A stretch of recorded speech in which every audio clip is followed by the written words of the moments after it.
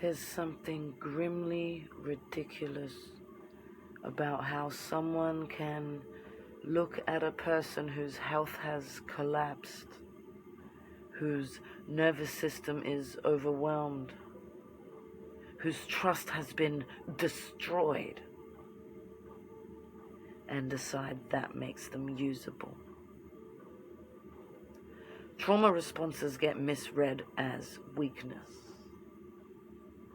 Distress gets misinterpreted as instability. And that single misread explains everything that follows.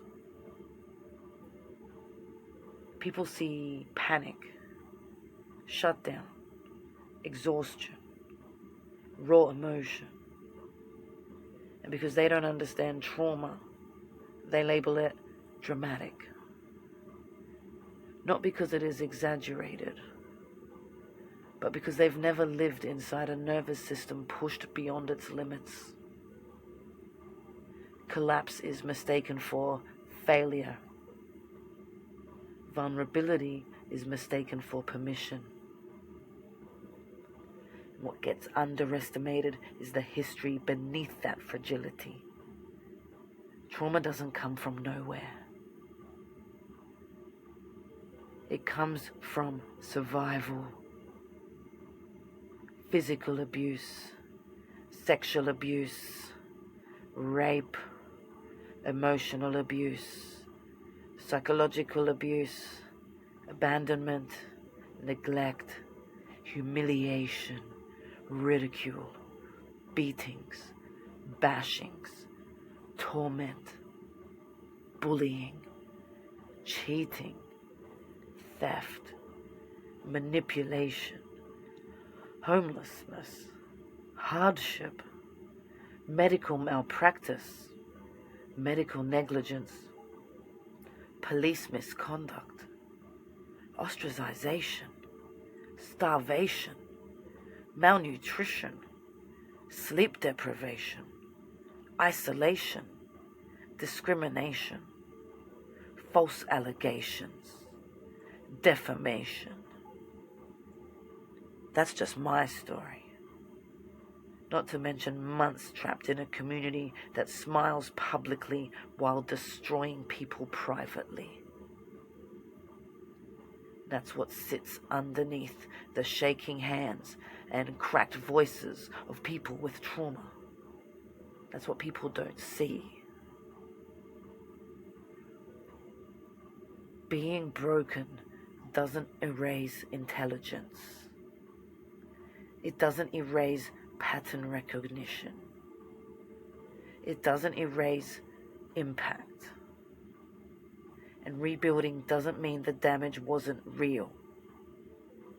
It means learning how to function while carrying it. There is something deeply disturbing about using someone's trust and humanity to conceal your own behavior, then throwing them under the bus and performing victimhood afterward. It isn't confusion. It's sadistic.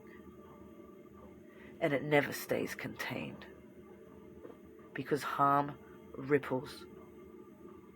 One act doesn't stay one act.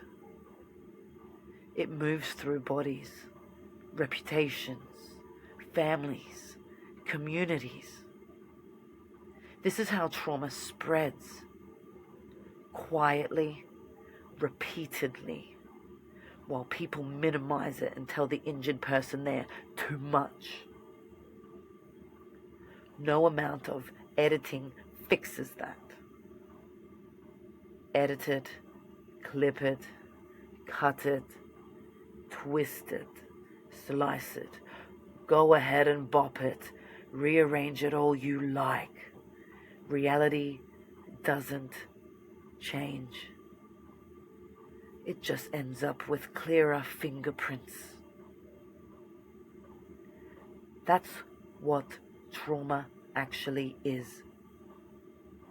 That's how it's created. And that's why this channel exists.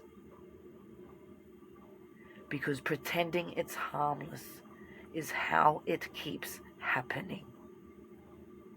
And this is where it stops being invisible